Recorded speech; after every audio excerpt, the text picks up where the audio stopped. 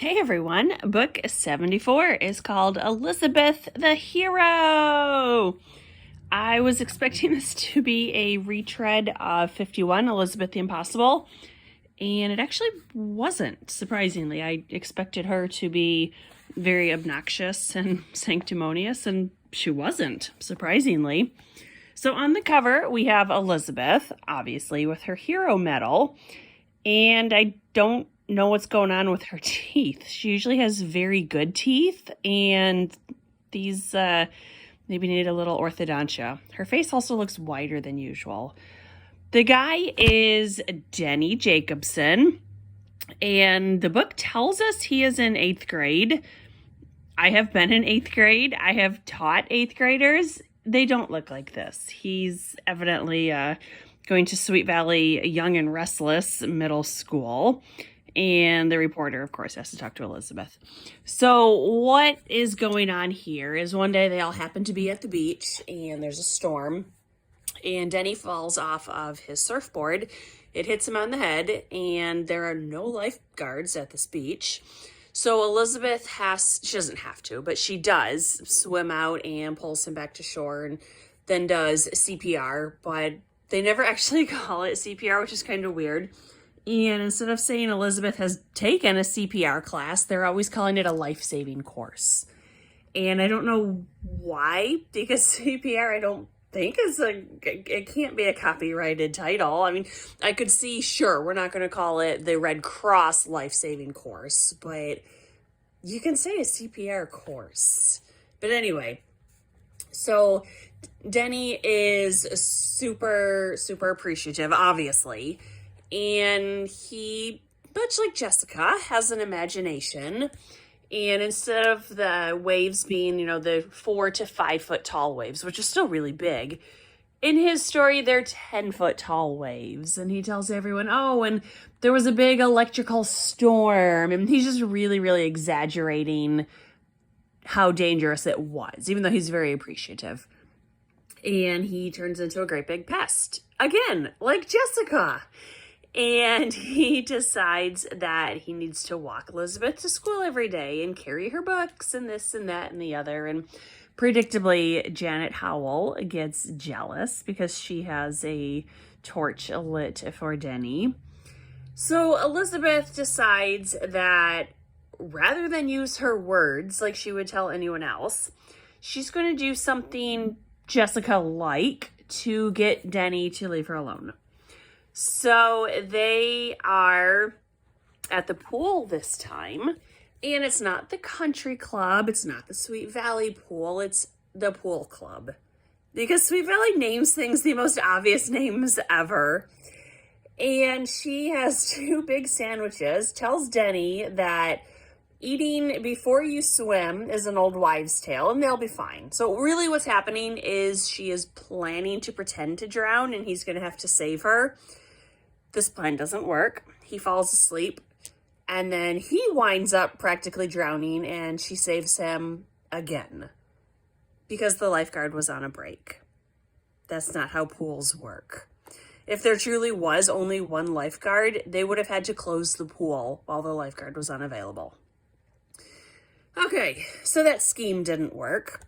So then they decide that Stephen and Joe Howell will fake mug Elizabeth and Denny.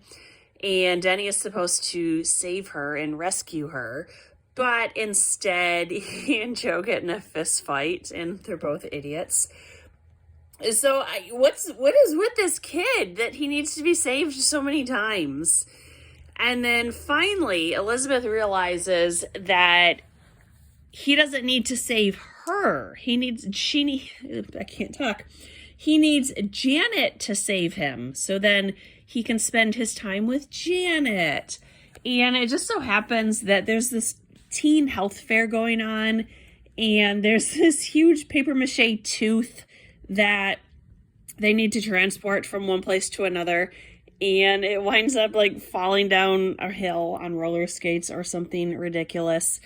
And Janet and Denny both save each other, so they're all happy, and Elizabeth is off the hook. And it was funny.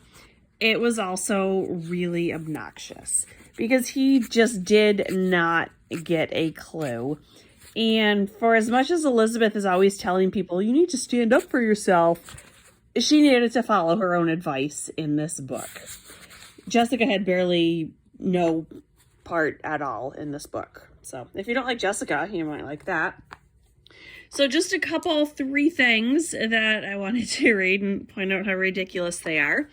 On page 222, just 22, on page 22, they're still at the hospital where Denny has been kept for observation because these books, and it's not just this one, it's all of them, they have very generous insurance companies that pay for people who aren't knocking on death's door to stay overnight at the hospital. Okay, so on 22, is there an Elizabeth Wakefield here? A businesslike female voice cut off Janet. Here, Elizabeth said, standing up. She looked curiously at the attractive woman who had appeared at the door. As the woman came into the crowded room, Elizabeth noticed she had a notebook and a large camera. How do you do? The woman said with a smile. Hospital admissions called me. I'm Juanita Morse, a reporter from the Sweet Valley Tribune. I hear you rescued a friend after a surfing accident this afternoon. I don't think the hospital called the reporter. Of course, this did take place before HIPAA laws, but I don't think that happens anywhere. It would be maybe one thing if Denny or his family wanted to contact the paper, but I seriously doubt that the hospital did. On 72, Jessica inspected the lifeguard stand. The woman sitting in the tall, ladder-backed chair was a new lifeguard. Neither Elizabeth nor Jessica had ever seen her before. Aha, Jessica thought happily as the lifeguard climbed down and walked past her, disappearing into the ladies' locker room. Here's our chance. And again, this is not what lifeguards do. With how many kids are there, I have to assume there are 3, 4, multiple lifeguards on duty. And you just can't walk away from your job. That's grounds for firing. All right, and then finally on page 100. Elizabeth peeked over Jessica's shoulder and groaned. Denny was sitting on the curb across the street from the house. He was obviously waiting for Elizabeth to come out. This was actually an improvement. Last week, Mr. Wakefield had explained to Denny that they preferred not to have company during breakfast, but he was welcome to wait for Elizabeth outside because now Dad is sanctioning stalking of his daughters.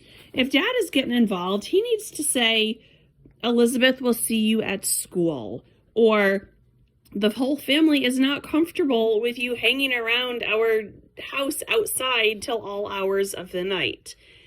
This book had a lot of problems that could be solved if people used their words and had backbones. So it was kind of a jokey book, I guess, but overall it was really stupid because so much of it could have been avoided if characters just talked to each other. The next book is book 75, Jessica and the Earthquake. I have read this book before, and it's another one of those where Jessica makes up a great big lie to get attention, but then, what do you know, real life turns around and actually happens how Jessica prevented it. So she's not humiliated in front of the unicorns. Oh no! This book, go ahead and skip this one. It was not good. So this was Elizabeth the Hero. Thanks for watching. Bye.